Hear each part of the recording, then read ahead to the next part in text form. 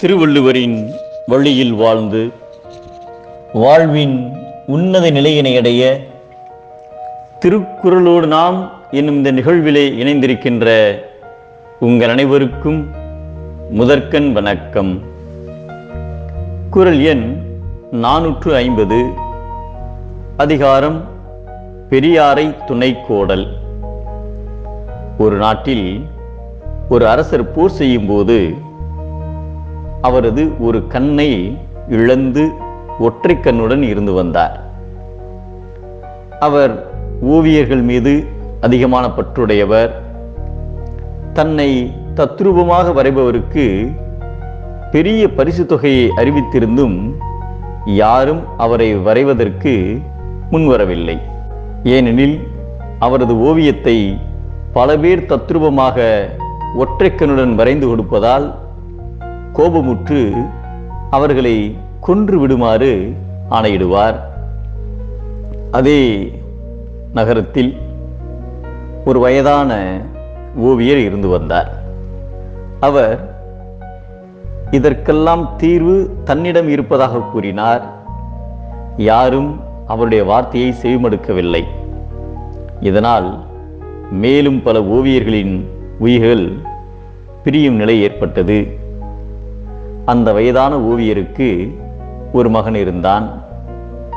அவரும் ஓவியங்களை நன்கு வரைவார். அரசனுக்கு பயந்து ஓவியங்களை வீட்டில் வைத்தே வரைந்து வந்தார். இது அரசரின் காதிற்கு எட்டியது. உடனே அந்த ஓவியரின் மகனை வரச் சொல்லி தனது ஓவியத்தை தத்ரூபமாக வரைய வேண்டும் என ஆணையிட்டார். இதனால் அவருக்கு என்ன செய்வது என தெரியவில்லை. தனது உயிர் போகும் நேரம் வந்துவிட்டதாக அவர் கருதினார். நண்பர்களிடம் ஆலோசனை கேட்டபோது அவர்கள் பெரியோர்களின் ஆலோசனையை கேட்குமாறு கூறினார்கள். தனது தந்தையிடமே ஆலோசனையை கேட்டார். அப்போது அவரது தந்தை ஒரு ஆலோசனையை கூறினார். அதன்படி ஒரு ஓவியத்தை வரைந்து அரசருக்கு கொடுத்தார். இதைக் கண்ட அரசர் மிகவும் மகிழ்ந்து அவரை பாராட்டி பரிசுகளும் கொடுத்து அனுப்பினார். வெளியே வந்தவுடன் அனைவரும் ஆச்சரியப்பட்டு, எப்படிப்பட்ட ஓவியத்தை நீ வரைந்தாய் என்று கேட்டனர். அதற்கு அந்த ஓவியர் தான் தனது தந்தை சொல்படி மன்னன் ஒரு கண்ணை மூடி வில் அம்புடன் ஒரு மானை குறிபார்ப்பது போல் தத்ரூபமாக வரைந்ததாக பதிலளித்தார். பெரியோரான அவரது தந்தையின் பேச்சை கேட்டதால் தான் உயிர் பிழைத்ததாகவும் தெரிவித்தார். நல்லவராகிய பெரியோரின் தொடர்பை கைவிடுதல் பலருடைய பகையை தேடிக்கொள்வதை விட 10 மடங்கு தீமை உடையதாக மாறிவிடும்.